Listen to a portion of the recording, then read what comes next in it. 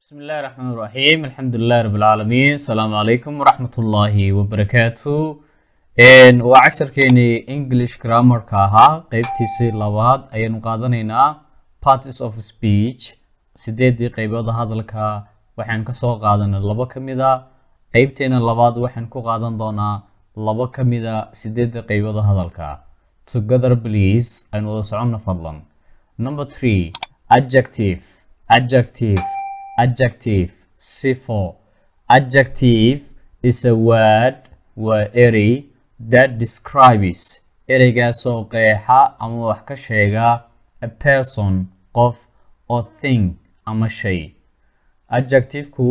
waa erey qeexaya ama wax ka tilmaamaya qof ama shakhsi iyo shayba Adjective is a word or area that describes ereygaasoo qeexaya ama wax ka tilmaamaya a person shakhsi or thing ama shay example tusaale she is a fat girl iyadu waa mid buuran waa gabadh buuran fat waa adjective girl waa person he is brave man isagu waa nin geesiya he is brave man isagu waa nin geesiya brave waa adjective man waa person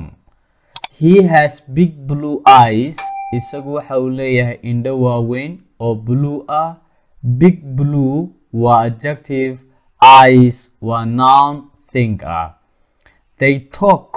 iyagu waxay u hadlaan quiet voice cod degan ayay ku hadlaan quiet waa adjective voice-na waa noun thing ah okay midka afraad waa verb ama verb ficil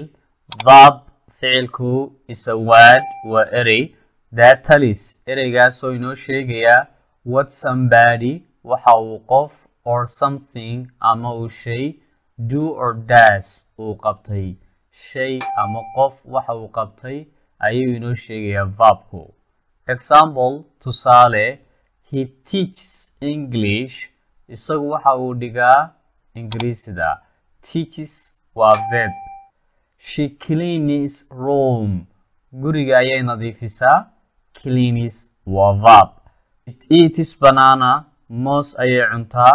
eats waa verb Ahmed drinks coffee Ahmed waxa uu cabaa bunka drinks waa verb okay la socod wanaagsan qaybta ku xigta insha Allah